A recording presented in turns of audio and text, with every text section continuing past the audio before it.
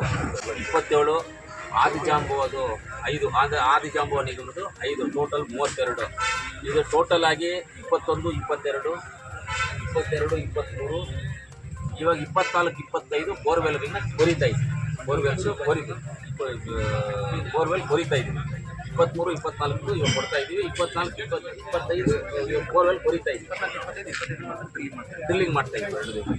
ಈಗ ಏನಂದರೆ 21, 22 ಇವಾಗೇ ಕೊಟ್ಟಿದ್ದೀವಿ. ಯಾಕಂದರೆ ಆವತ್ತು ಹಂಗೆ ಪೆಂಡಿಂಗ್ ಬಿದ್ದಿದ್ದನ್ನು ಹೋಗಿ ನಾವು ಓಡಾಡಿ ಎಲ್ಲರಿಗೂ ಮಾತಾಡಿ ಎಲ್ಲ ಆಗಿ ಇವತ್ತು ಪಂಪು ಮೋಟ್ರು ಎಲ್ಲವನ್ನು ಆ ಫಲಾನುಭವಿಗೆ 3 ವರ್ಷ 4 ವರ್ಷ ಹಿಂದ್ಗಡೆ ಬೋರ್ವೆಲ್ಲು ಡ್ರಿಲ್ ಆಗಿರೋದನ್ನು ಇನ್ನೂ ಪಂಪು ಮೋಟ್ರು ಕೊಡ್ತಾ ಇದ್ದರೆ ರೈತರು ಏನಾಗ್ತದೆ?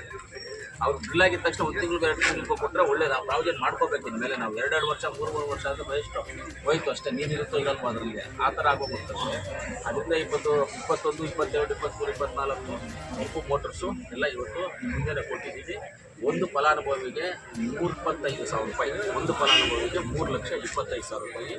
ಆ ಡ್ರಿಲ್ಲಿಂಗ್ ಎಷ್ಟು ಹೋಗಿರುತ್ತೆ, ಅದ್ರ ಮೇಲೆ ಕೇಸಿಂಗ್ ಎಷ್ಟು ಬಿದ್ದಿರುತ್ತೆ, ಆ ಅಮೌಂಟನ್ನು ಮೈನಸ್ ಮಾಡಿಕೊಂಡು ಮಿಕ್ಕಿದ ಉಳಿಕೆ ಅಮೌಂಟ್ ಏನಿರುತ್ತೆ, ಇವಾಗ ಎಕ್ಸಾಂಪಲ್ಗೆ ಡ್ರಿಲ್ಲಿಂಗೂ ಆಮೇಲೆ ಕೇಸಿಂಗು ಸೇರಿ 1 ಲಕ್ಷ ಹೋಯ್ತು ಅನ್ಕೊಳ್ಳಿ, ಇನ್ನು 2,25,000 ಇರುತ್ತೆ. ಆ 2,25,000ಗೆ ಅವ್ರು ಏನೇನು ಮೆಟೀರಿಯಲ್ ಕೊಡಬೇಕು ಎಲ್ಲ ಮೆಟೀರಿಯಲ್, ಆ ವರ್ಕ್ ಮೆಟೀರಿಯಲ್ ಕೊಡ್ಬೇಕು.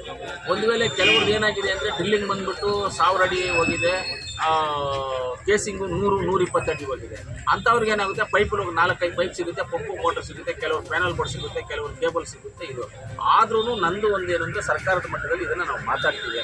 ಒಂದು ರೈತರಿಗೆ ಬೋರ್ವೆಲ್ ಹಾಕಿ ಕೊಟ್ಟಾಗ, ಆ ಬೋರ್ವೆಲ್ ಹಾಕಿದಾಗ ಡ್ರಿಲ್ಲಿಂಗ್ ಎಷ್ಟಾಗುತ್ತೋ ಆ ಡ್ರಿಲ್ಲಿಂಗ್ ಸಂಬಂಧಪಟ್ಟದ್ದಷ್ಟು ಅಷ್ಟು ಪಂಪು ಮೋಟ್ರು ಏನು ಬೇಕೋ ಅದೆಲ್ಲ ಕೊಡುವಂಥ ಕೆಲಸವನ್ನು ಮಾಡಬೇಕು. ಇವಾಗ ಪಾಪ ರೈತರು ಬಡವರು, ಇವಾಗ 50,000 ರೂಪಾಯಿ ಹಾಕ್ಕೋಬೇಕು ಅಂದರೆ ಅವ್ರ ಕೈಯಲ್ಲಿ ಆಗೋದಿಲ್ಲ. ಹೆಂಗೆ ಹಾಕ್ಕೊಳ್ತಾರೆ? ಆಗೋದಿಲ್ಲ. 3,25,000 ಅಂತ ಫಿಕ್ಸ್ ಆಗಬಾರ್ದು.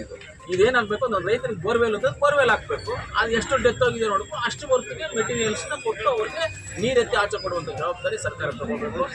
ಇದನ್ನು ನಾನು ಚರ್ಚೆ ಮಾಡ್ತೀನಿ, ಅದ್ರ ಬಗ್ಗೆ ಚರ್ಚೆ ಮಾಡಿ ಮಾತಾಡ್ತೀವಿ. ಇವತ್ತು ಬೆಂಡು ಪೈಪುಗಳು ಪ್ಯಾನಲ್ ಬೋರ್ಡ್ಸು ಎಲ್ಲ ಕೊಟ್ಟಿದ್ದೀವಿ, ನೀವೆಲ್ಲರೂ ನೋಡಿದೆ. ಇಷ್ಟೇ ಇವತ್ತು, ಯಾಕಂದರೆ ಏನೂ ಇಲ್ಲ. ಅದಕ್ಕೆ ಇವತ್ತು ನಮ್ಮ ನಿಗಮಕ್ಕೆ, ಆದಿಜಾಂಬ ನಿಗಮ ಹಾಗೂ ನಮ್ಮ ಅಂಬೇಡ್ಕರ್ ನಿಗಮಕ್ಕೆ ಧನ್ಯವಾದಗಳನ್ನು ತಿಳಿಸ್ತೀವಿ. ಎಲ್ಲ ಕರೆಕ್ಟಾಗಿ ತೊಗೊಂಡು ಬಂದು ಅರೇಂಜ್ಮೆಂಟ್ ಮಾಡಿದ್ದಾರೆ.